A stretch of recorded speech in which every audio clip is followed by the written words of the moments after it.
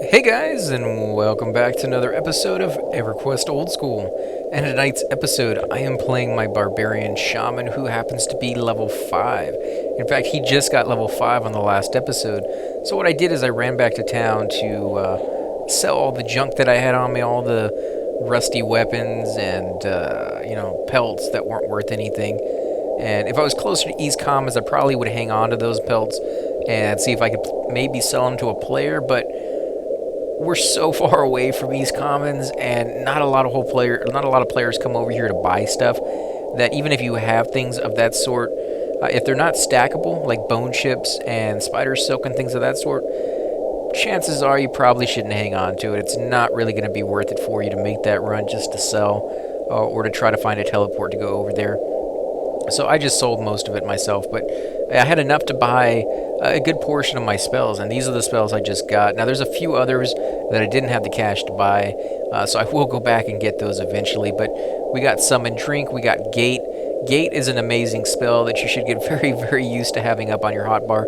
I always leave it as the very last spell that I have, because it's just where I've always put it. And for those of you who are not familiar with Gate, Gate will allow you to teleport back to your bind location. And you can do that from anywhere in the game. I don't know of any zone that you're not able to use Gate. There may be one, because there's always an exception to pretty much every rule that you have in this game at some point or another. But it's still a incredibly useful spell that you can get out of combat with. If your group is failing and the tank says run, and you're too far away from the zone, or you're too over encumbered to run, or whatever the case is, you can use this and teleport out as long as you're bound somewhere nearby. And most classes that get Gate will bind themselves fairly close by, like right outside the zone that they're at, if they're wanting to do that. Sometimes there's reasons for not doing that. I've gone into that with other episodes where I've talked about why you should bind yourself and where you should bind, and the situations that would justify each one. But we'll go over that again later down the road, I'm sure. We also got Endure Fire and Scale Skin. Endure Fire, it basically is just a buff that allows your fire resist to go up, so that you resist fire spells a little bit less often. You'll see down here on the bottom, you have Poison, Magic, Disease, Fire, and Cold. If a creature is casting, say, like Ice Comet on you, which is a wizard spell, and you have a high cold resist, you have a chance not only to resist the spell completely, but to take far less damage from the spell, even if it lands on you. So the higher your resist are, the better you're off you're going to be for fighting creatures like that. And in some raids, you actually have to have a high enough resist to one of your things, like disease or cold or fire, or sometimes a couple of them, to be able to hunt in that zone effectively and not die every 4 or 5 seconds. So some people will actually have an entire backpack full of resist gear just for those very specific zones. And having a spell like this that actually bumps it up even more is very valuable in a raid. You get Scale Skin, which is a buff, but you have to have Snake Skin to be able to cast that. I don't know if it consumes the Snake Skin every time you cast, but you actually have to have it on you before you can cast that. So I don't have any on me, so I haven't put it on my guy yet. Feet Like a Cat increases your agility. So I think it did like 12 or 13 points for mine. I think I was at like 80 something, and I'm at 96 now. So that's pretty nice. It did take quite a bit of power to cast something like 2.5 bubbles at my level with my equipment, which is pretty lame. I don't have any wisdom gear on, and that's why I don't have a very big mana pool to go and cast my spells with. Spirit Pouch is this little backpack right here. It is temporary, which means if you go link dead or you log off, this little backpack will disappear. It is giant, and it's 100% weight reduction, which means anything you put in here will weigh absolutely nothing. So if I take this rusty two-hander right here that weighs 12 pounds, that's quite a bit. You'll see down here on my weight, I'm 38 out of 112. If I take that and put it inside there, you'll see now I'm at 26 out of 112. So that's pretty nice to have that item if you have some really, really heavy junk that you're not too worried about losing, because I'm not sure if you go link dead if you lose the items in here, but because Everquest is so unforgiving on so much of its other stuff, chances are if you go link dead and this item is in here, or you camp out and you forget that you had all the stuff in here, chances are you'll just lose those items. They will just poof with it. But don't hold me to that. It may not be the case. It may go into your other backpacks. But Everquest is very, very unforgiving for the most part. I don't see that being the case, but it may be. But it's still fairly nice if you can remember and you pick up all the stuff that nobody really wants that may sell for, 10 or 15 platinum, and you remember to sell before you log off for the night. You can make a little bit of extra cash and not have to get that extra weight penalty because of it. Also got Fleeting Fury, which I don't think I tried, did I? Feet like cat, strength. Oh, Fleeting Fury, that's right. It's a buff that only lasts for like 15 seconds, which is why I don't have it selected right now, because I just don't have the spots for it at the moment. And then, of course, Cure Poison is exactly what it sounds like. It cures the poison that a creature has cast on you, which is highly useful at higher level zones where the poison does so much damage, it's not even funny. And then I got Drowsy and Frost Rift, which we're about to try. I think Drowsy slows them down. Either it lowers their attack rate or it lowers their run speed. I'm not sure on that one, so let's go ahead and use it. I may get 2 creatures here. I was interrupted. Okay, yeah, because if you attack, say, this polar bear while he's next to the goblin, if the goblin is ready to attack, then when you pull a creature next to him, chances are he will come with that creature. So you have to be very, very careful on the creatures that you're trying to attack with.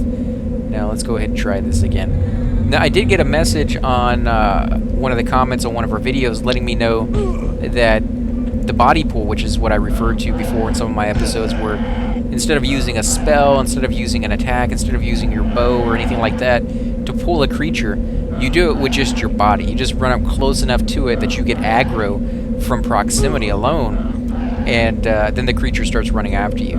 Somebody was letting me know that they've heard it referred to as face pulling. I've never actually heard that term. I think it's incredibly cool to find new terminology that people have used in the game, and because not everybody, but a lot of people played on different servers, and each server had its own unique kind of thing, which I've discussed in other episodes, where East Commons was the place on my server where people actually sold and auctioned off all their stuff. But on other servers, it was North Freeport. It could have been Greater Fadar. Every server had a little bit of different, basically lore of their own. There's guilds on my server that was notorious for like kill stealing mobs, and there was guilds that were notorious for being like the greatest uber guild on the server, and they always got the dragon when it spawned and all this other stuff. And they had lore behind that because of the actions that went on, and you would hear all this drama about who left this guild and who went over to that guild and how it changed the balance of power. And oh, there's another guy here. Wow, he killed all the stuff that I was gonna kill, and he's blue, so I'm gonna leave him here, and I'm gonna go a little further into the zone because there's tons and tons of little random mobs to kill. And if we keep going in this direction, we'll get to another camp that I can then kill as well. So let's go ahead and pull this guy. And that used from 82% of my power to 64. So that's a fair, decent amount of power to use. And it does seem like maybe the creatures are attacking a little bit slower. It might be my imagination, actually. They may not be attacking slower. It doesn't seem like they were walking slower, though. So there must be something to it, though. I know the spell does something. I can look it up on the internet later, but I figured back in the day, we didn't have that ability to look up online. So what you would do is you would get the spell, you would use it a whole bunch of times, and see if you could figure out what it was doing. And then once you figured out what it was doing, you would compare notes with somebody else, other shamans or other people in your guild, and see if they came to the same conclusion or not. And it was fairly difficult to figure out with some spells that were very subtle. Like if it slowed down their movement speed but only did it very, very slightly, that was kind of difficult to notice. Some creatures are a little bit easier to notice some things on than others. If you're fighting a very, very slow creature already, and you slow it down even more, that's pretty noticeable because now it's moving at like a snail's pace. Whereas you slow down a creature who's pretty quick, and you slow him down just a little bit, he's still pretty quick. That's not going to be as easy to tell. Let's see if we can kill this guy off real quick. Now, I do have another spell I want to try, and that's the ice one. I don't know how well that ice spell is really going to work over here, because most of the time when you're fighting creatures in a zone that's frozen, Ice is probably not the best bet. They usually have a high resist to spells like that. Now, if you have a fire spell, that's usually the spell you want to use. This one's called Frost Rift, so let's see if it will actually take on this guy. 12 points of damage. It's not too bad, and it didn't really use all that much power either. At least not compared to the other one. Wow, and that nearly killed them off right there. I don't know how many hit points they have, but that definitely did some damage to him. And I got some Spiderling Silk, which is not the stuff you're looking for. Spiderling Silk is basically just vendor trash. Ooh, look at this Goblin Scout. Let's go ahead and attack him with that. Oh, and he resisted. See, that's the thing. You know, some of these creatures have different stats, basically, than other creatures. So you'll fight a spider that all your spells land on, you never have any problems with, and then you'll come over and fight maybe a goblin, and the goblin will resist all your spells that have ice, or they resist all your spells that have fire or something along those lines. And that's because that specific creature, that specific type of creature too, because you won't just have goblins in general resisting all your stuff, but if it's a goblin scout, it may resist a whole bunch of stuff that, say, the goblin wizard or the goblin assassin or whatever the case may be doesn't resist as well. And so that's kind of cool that you actually learn not just the different type of creatures, but the different classes of that creature. And that can play a huge role in some of the higher level zones where you'll be fighting in a room and you'll know that, okay, 3 out of the 4 spawns in this room are wizards. Wizards, of course, are not going to have a lot of hit points, but they're going to do tons and tons of damage with their spells. So with the right group who's on the ball as soon as it spawns, attacking and stunning it, you could technically kill that entire room without ever taking a hit, if you're good enough. But if you're not, if, say, all you have is a bunch of tanks that can take the hits, but can't really dish out the damage too well, you may lose, several of your guys trying to take on those wizards, just because you can't deal the damage out fast enough, and they're just doing so much damage in return. So what you may have is certain groups favoring certain areas depending on the makeup of that group, and that's pretty unique. You don't really find that too often in other games. Wow, that was pretty abrupt with the sound change on that one, which is just something you're going to have to get used to in this game. You'll go from one spot in a zone to another spot in the zone, and all of a sudden, like, the waterfall will start, or the background music will start, and you will literally be able to find, like, the invisible line where it starts. It's not like a smooth transition where it kind of fades in or fades out. It's very abrupt, and you'll notice it quite a bit. But the music itself, I think, is incredibly cool. I love the music in this game, and it's very not soothing, but very addictive. Like, you'll recognize it right off the bat if you ever hear it again. You're like, oh yeah, that's Everquest, and it's from that one zone. It's not like I played, what was the game I was playing? I think it was Dark Ages of Camelot, I think. But I was playing a game, and the music was good, and I loved it, but they used it in, like, pretty much every zone in the game. Like, no matter what zone you were in, you had pretty much the same music or the same rotation of music that could possibly play in that zone. And that was kind of unfortunate because, like, in this game, there are certain zones that I still remember to this day, but it's because of the music. Like, if you go to Kelethin, the Tree City, the music that plays there is amazing. It's very unique, and it's one of those things that you will remember for a long time, and it only plays in that city. The music they play over here, I can't say for sure if it's the only place it plays, but I don't remember hearing it in any of the other zones. And I think that's just that extra little something to kind of spend the effort and the resources on something that most games don't do. They spend a huge amount of budget on creating beautiful music, and then they try to use it like every chance they get. And I can't really blame them from doing that, because I'm sure creating music is not easy for the artist, and it's probably not cheap for the game company either. And finding music that, even once you create it, you still have to like it. You still have to find a place where it fits.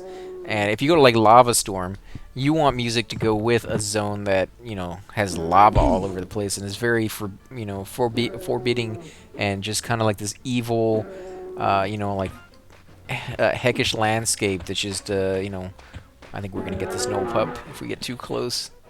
Let's grab that medium quality bearskin. Those are not too bad. Those don't sell for anywhere near as high as the high quality bearskin, but medium's pretty good. You can still make a pretty decent amount of money off of that.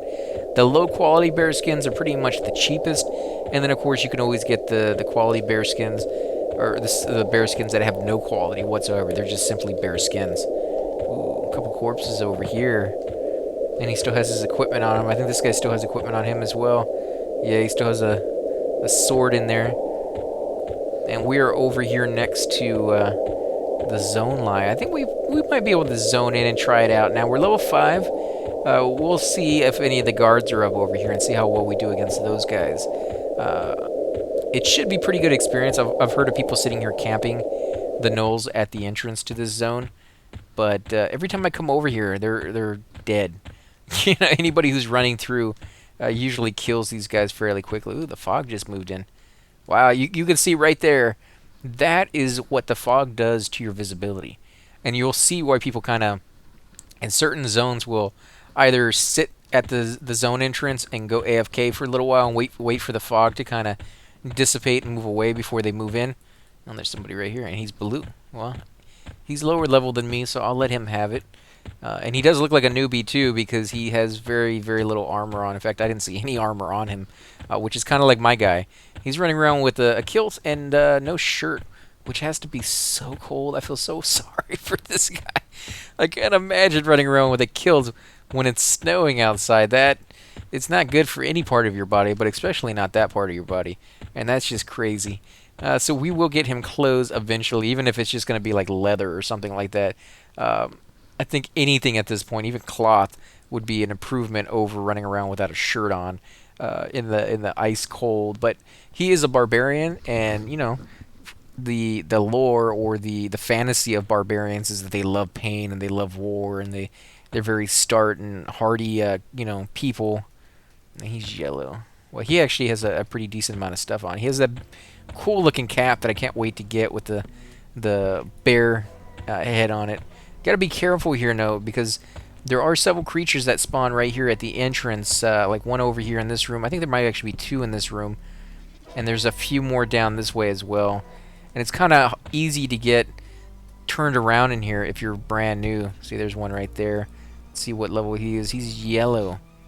Well, if we only get him and only him, which we're not, we're going to get this guy as well. Yellow as well. I don't think we can take on 2 yellow, guys. You know what? I hate to do it and then train this guy when we try to leave. Okay, he's no longer here anymore. That's good. Well, we'll try it then, and if we can't handle it, we'll just zone out. But I definitely didn't want to train that guy. I wish I had like a lull or something. I would be able to get one of these guys and only one of these guys. Oh, holy crap! We're already down to 59. Yeah, we're not gonna do that. 1 hit, and we're already down to half life. Run, run! Holy crap! That was too much. Oh man, we're supposed to be able to do this around level 5, but I'm guessing when they say around level 5, they mean around level 5 with the right equipment and the right class. A shaman doesn't take hits very well in the beginning. Later on in the game, once you have a whole bunch of buffs on and things of that sort. In fact, we didn't have any of our buffs on. That's not a good start to that. That's actually pretty stupid of me. Select the target. Go ahead and put some buffs on my guy. I don't think it would have made that big of a difference, though. You know, the more dexterity we have, obviously, you can kind of avoid hits a little bit more. Same thing with agility. You can kind of avoid hits a little bit more. But we took 50% damage in 1 hit from each one of them. I don't think there was any chance of us taking 2 on. Maybe 1. Might be able to take 1 on, but not 2. That would just be too many and too hard at this point, especially with no equipment. So we are going to avoid that zone for a while. Let's go up to... Oh, I forgot to do a who all in that zone to see how many people were in there. Let's see, what level is this guy? He's blue, a scrawny no guard, so let's go ahead and kill this guy. Hopefully we can do that at least. We'll see here in a second, though. I mean, it doesn't seem like they hit too hard, to be honest. There we go. And we're hitting for 8 points to 5 points of damage with just this kind of crappy wooden weapon that we've kind of picked up off of enemies. Let's see, what is it? It is a splintering club. It's really not that great. It's 4 damage, 28 delay. On my Shadow Knight right now, ZK actually gave me a really, really good weapon that I'm doing close to 20 damage per hit with that weapon. That's amazing. That's basically 3 hits or 4 hits in one versus this guy right here. Like I said, who's doing anywhere from 5 to 7, sometimes lower. Like right there, I just crushed him for 2. So I don't know if we're gonna win this one. This guy's doing some serious damage. Let's go ahead and use one of our ice. Hopefully it will land. Yep, for 12 points of damage. Let's try it one more time. There we go. Now we got him down to 4%. Wow, that was pretty rough. Now these Null Fangs, I'm told, are used for a quest, so I'm hanging on to them for now. And as soon as I get enough of them, we will go and turn them in and see how much experience we get for that. Now I'm using Inner Fire to heal myself. It's a buff that adds hit points, but I'm told that it actually uses less power and heals you for more life per heal spell or per cast than the actual heal spell that you get at this level, which is minor healing. It's one of those things where it's not a huge deal to use it like that, but I don't think it was really meant to be that way. But because everything's so slow in this game, where it takes so long to level, it takes so long to kill a creature, it takes so long to get anywhere, that anything that can save you a few seconds here and there from medding or running or whatever the case may be, people usually, find it. They will usually, if they're paying attention, notice those kind of small things. This guy's hitting pretty hard. What level is he? He's even. That's why he's hitting so hard. And I don't have enough power, I don't think, to cast Frost Rift. No, I don't. At the very least, I can run it. I can run it back to the zone. Kind of hoping not to do that, though. I might actually have to, though. 37%, 32%. And we're not doing any damage to him. We're very, very little damage. He's still at 50%, 41%. Okay, if we can get a couple more hits like that, a couple 8 points of damage, we may have a chance here. Down to 23%. Now he's gotten some big hits on us. You can hear those crits where he's like crunching our bones. Those are crit hits that he's getting on us. And here we go. Frost Rift. Come on, let me get it off. There we go. Oh no! No! Oh crap! He got a good couple right there. 10 hits or 10 points of damage, and then another 10 points of damage. If he hadn't hit us that hard that quickly, I think we would have won that fight. That sucks so bad. But another one of those things, you just got to pay attention. Did I lose my level? Hopefully I didn't. Hopefully I got enough experience that I won't have lost my level. But that's still a pretty long run back there. Let's look at our level. No, we're still level 5, but just barely level 5. So let's go ahead and put on some of our buffs. It looks like this guy just died as well, and he's green. Ugh, the life of a newbie. So let's go ahead and put on our gate. For when you're running back, you don't really need all your buffs, memmed. You can kind of just do the ones that you need the most. It's always a good idea to do all of them if you have the time. But if you're in a rush and you don't really feel like sitting there waiting and putting all this stuff on, because these are brand new buffs that I just got at level 5. So you can see they take a great deal of time to mem.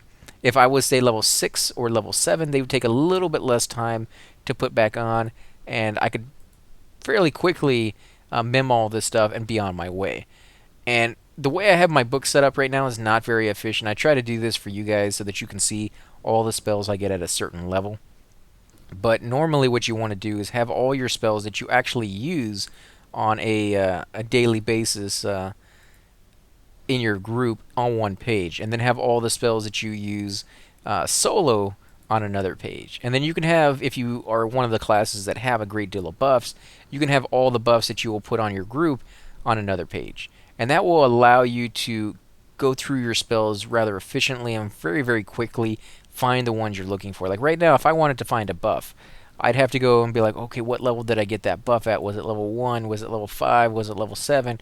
And then if you have, like with this class, I have 2 at level 1 that I got, and I have another one at level 5, and Shamans will get more and more buffs, but they don't always get upgrades to them fairly quickly, and so they may have a whole 10 or 15 levels where they got one buff every so often, and you have to go back through each one of those pages and see, like, okay, where's that buff at? Okay, there it is. Now I can mim it. And it's just taking a little bit more time, And if you think about, adding, 30, 40 seconds to memory each one of your spells, that's an extra, 4 or 5 minutes that you're sitting there, waiting for your spells to be mimmed before you can take off. Which means that's an extra 4 or 5 minutes before you get back to your body each and every time you die.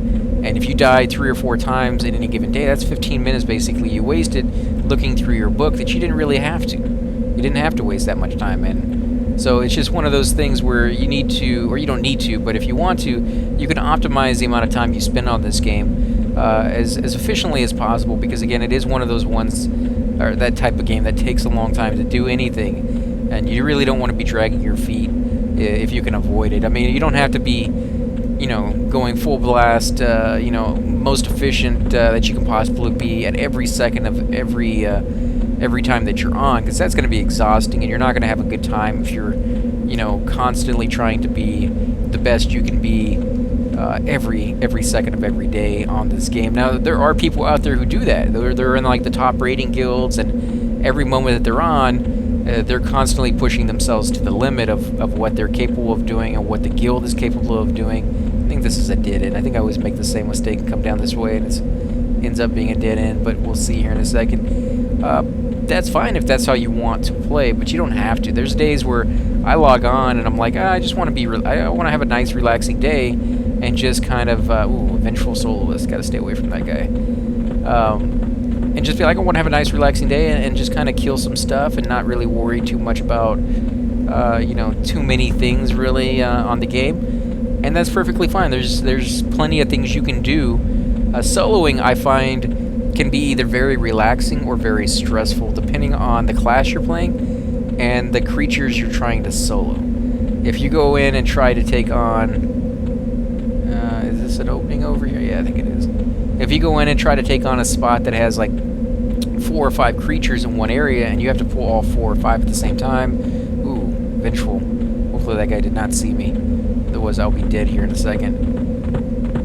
And you try to take on all those guys at once, and you have to do charm and mez and rooting and things of that sort. That's pretty stressful. It's exciting. It's great if you can do that, and it's fun to boot, but there may be days where you're just like, I don't feel up to that. I just want to take one creature on at a time, and it may be slower, but it's a little bit easier, a whole lot easier in a lot of situations, and that's perfectly fine. A lot of people will do that. I'll do that from time to time and take a break from my cleric. I haven't played my cleric in about a week and a half now, not because I don't want to, but because every time I log on to try him, to get in a group over in Unrest, there's never anybody there. It's like completely empty. I think this is a dead end. I'm pretty sure this is a dead end. Yeah, that's a dead end. Let's go back. Yeah, it's completely empty. Like, that zone is dead. Ever since that experience boost that they gave people, the low-level zones really haven't been able to recover very well, in my opinion. And it's a decaying guy. I think we could handle that guy without a weapon, but I'd prefer to avoid it until we can get our body back. Now, this will be kind of difficult to get our body back if those creatures are up, because, again, one, we don't have any of our gear. And so fighting our way down is not really going to be a viable solution, since we're having so hard of a time killing them, even with our gear on. Trying to do it without it is going to be fairly difficult. And I'm just kind of hoping that either somebody has cleared the tunnel so we can get our body back, or I will just run it past all those creatures, hoping that I can run fast enough that they don't wipe the floor with me. And we did kill one of them, so I don't think that guy will have respawned yet. Hopefully, maybe, depending on the spawn timer for this guy. So we'll see here in a minute. I know I do have a skeleton on my butt right now. I probably should stop and fight him. I think we could probably kill him. Let's do that real quick. Now I could always blast him. In fact, let's boom, down to 12%. Kill them off. He has a crate on him. That's nice. He has some boots, and we get a weapon, which is better than nothing. It is a rusty, sucky weapon that we actually... I don't think we have a skill in one-handed slashing. These guys are blue. You know what? We could try killing them, or we could run it. I don't know if we'd make it running, to be honest, but we'll try. Let's see what we can do. I'm gonna try to get only one, but you know the aggro radius is so big here. We're gonna get both regardless, but. And this guy's still standing here. Oh, man. Dang it. I feel very, very bad for him because he's about to get trained. Because those creatures are going to run back to their location here in a minute, and upon running back, they're going to see him and attack him. And he's AFK, obviously, because he was there when I came down, and he's still there. Okay, so there's going to be at least one guy I have to kill on the way back up. And hopefully I'll have enough power to do that. Hopefully he didn't spawn as like an even or a yellow. If he's even or yellow, I'll have a very difficult time getting my body back. But as one of the things you have to take into account when you play and where you're fighting is, can you get your body back if you die? That's why people normally will pull back to a location, even if it's not a very bad place to fight in. Like, you don't have to worry about roamers and things of that sort. But it's in a tunnel, and if you gotta get your body back from that tunnel, that means you have to fight your way back in. May not be difficult for you to fight your way in if you have your corpse, if you have all your equipment. But what happens when you don't? You know, and you have to take that into account. It's one of those things that it really makes you think. You can't just go in, like with Everquest too, a lot of the times, I'll just go running in head first and not have to worry about, oh, if I die, I just spawn back with all my equipment on, back in the, the town. I have a little bit of damage to my armor, and I can just repair it real quick. It doesn't even cost that much. To be honest, it's not like, oh, I'm going to spend a lot of money repairing my armor. No, it's like, oh, it's just copper anyways, and it's incredibly easy to get all that back. And I'm just waiting for my power to go up a little bit more before we go out there, because again, I think to kill that one mob that I have to get past, it's probably going to rely very heavily on my power, because I don't think I'm going to do that much damage with this weapon that I am not even wearing. You may not... Oh, it's not even the right deity or class, so yeah. Trying to hit them with my unarmed ability it's worthless. I'm not going to do anything with that. So hopefully our power will go up fairly quickly. But yeah, it's just one of those things that on EverQuest 2, when you run in and you're like, oh, I'll just check the zone out, or I often get quests where it says you just need to go scout an area, and the area is really, really deep into this huge camp, and it will take you like 20-30 minutes to get to the center of the camp and fight your way there. Whereas what people will normally do is just run right past all the creatures. You'll take hits, and you know you're gonna die by the time or right when you get to the location, but it doesn't matter because you got to the location, you got the update, and now you finished off the quest, and you get another 2-3 bubbles of experience, and you get a whole nother level in like 10 seconds, and it just, for me, it kind of lowers the enjoyment factor because it doesn't make me work for it. It doesn't make me, appreciate the win, because I didn't do anything to get it. I just ran in and got it, boom, I got my level, and now I'm on to the next level, and the next level, and then now I'm max level. And I don't have anything left to do because there's no challenge to the game, really, other than like raiding and high-end groups and stuff like that. But at lower level, you don't feel that sense of accomplishment. With this game, anytime I get like a bubble of experience, I feel that sense of accomplishment because it's so hard to do anything. So let's go out here, and I hope we can do this. This is going to be rough. And even if we get it, even if we can get in there and get our equipment, we still have to get out. Like, we still have to fight our way back out. And what we can do is just gate, which I think is probably what we'll end up doing, because I don't think we have the ability to fight our way out. I mean, we could if we were full life and full power on each and every fight, but it takes so long for anything like that to happen that the creatures behind us would repop. And when they repop, you have to remember that when the creature gets low on life, it tends to run, and you can never tell what direction it's going to run in. And if you don't have a slowing spell to... like a snare, to lower its run speed when it runs away, chances are it's going to aggro another creature, and that's not going to be good for you. So let's go ahead and use... I kind of wanted to use Drowsy. Yeah, let's use Drowsy, and then we'll blast it with our Ice Spell as much as possible. There we go. And we are close enough to the zone line that we can run it if we absolutely have to, which I'm hoping is not the case, because... if we can't take this guy, it's going to be pretty messy. There we go. Yeah, we should be able to kill him with just our spells alone. If we don't keep fizzling. Don't fizzle on me. I need the power. 47%. I believe they start running around 12 or 11%. So if we can get them down to that. Come on. Come on. Nice. Now he's running. Okay, we have enough for one more. Yes, we do. Oh, no, he's running. There we go. Dang it. He resisted, didn't he? No, he didn't resist completely. He did take 3 points of damage, which is basically him resisting. And his life is going back up 14%. I just don't have the ability to hit him with my fist all that well. Oh, this sucks. Okay, well, let's back up. We will sit down, and he won't run too far. He'll have a limit on how far he can run before he comes back, and I'm hoping my power will go up fast enough before his life does, and that will allow me to hit him again. Now he's already up to 20%. Man, he regenerates really quickly. That's a lot faster than I remember them regenerating. And he's still running around. How can I cast it now? Dang it, I fizzle. Stupid interruption. Okay, come on, go up a little bit more, a little bit more. I think it was at 15% I could cast it. So we just need a couple more ticks. He's at 24% already. He's going to come back. Yeah, he's coming back. I'll stand up because it hurts otherwise a whole lot more if you're sitting down when he hits you. Come on, Frost Rift. 7%. And then we will sit down again. In fact, let me turn so I can see at least. And then we will sit down again and get some more power, because I think this is the only way we can kill this guy. This is pretty sad you have to do it this way, but we are, I think, coming out a little bit ahead, because he got up to 24% before he came back down. So as long as we can get up to 15% before he gets up to that, we're still whittling him down just a little bit more than he can regenerate. And if we can do that, we can eventually kill him, even if it does take forever to do. And again, it's just one of those things that this teaches you. This ingrains it into your head that be very careful with what you're doing. Otherwise, you got to do things like this, and it sucks. You don't want to have to do things like this. Oh my god, how many times am I going to fizzle?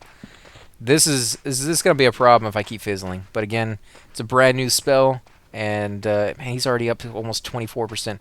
If I hadn't fizzled, we would be ahead right now, because I did that. Not on purpose, but you know, because it happened. Let's come on. Here we go. Nice. 7%. Okay, come on, let me get back up. I just don't want to chase him and try hitting him with my fist, because again, you don't do a whole lot of damage, and if he goes in the wrong direction, like the direction he's heading right now, if I was chasing him, he'd keep heading in that direction, and I would meet the other null, and that would just be the end of me. I wouldn't be able to take on 2 of these, because I can barely take on 1 as it is. Now he's only up to 12%, and I'm pretty close to 15, so we are getting closer and closer. If I don't fizzle on this next cast, may be able to get him down to about 1%. And you can see as his life goes back up, he starts moving a little bit faster. Come on, don't fizzle. Kill him. Nice. Finally. Okay, let's loot that up. Got it. Now let's see. Gonna have to get close to my corpse.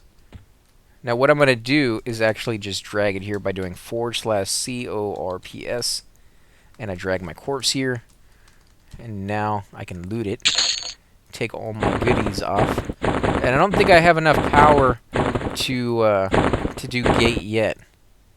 Am I out of space? Yes, I am, because I had new stuff in my inventory that I didn't have last time. Let's put this stuff down. Close that. Put that there. Okay, I think that was everything. Yeah, it's disappearing. Okay. So I'm going to come back down here and sit down for a second. I'm going to get a little bit further away because I don't want to be standing right there when that guy repops. I'll come down here next to this corpse. Man, he almost made it too. He's right here next to the zone entrance. That's really heartbreaking when you're running away from the creatures to save your life and you die within like 2 or 3 feet away from the zone line. I've done that before, and it just sucks so bad. But I think this is where we're going to end the episode, guys. So if you like these, please hit that like button, subscribe. Definitely helps grow my channel, and I greatly appreciate it. Also, if you have any comments, feel free to leave those down below. I love hearing your stories, your experiences playing Everquest, the difference between my server that I played on, the servers that you played on.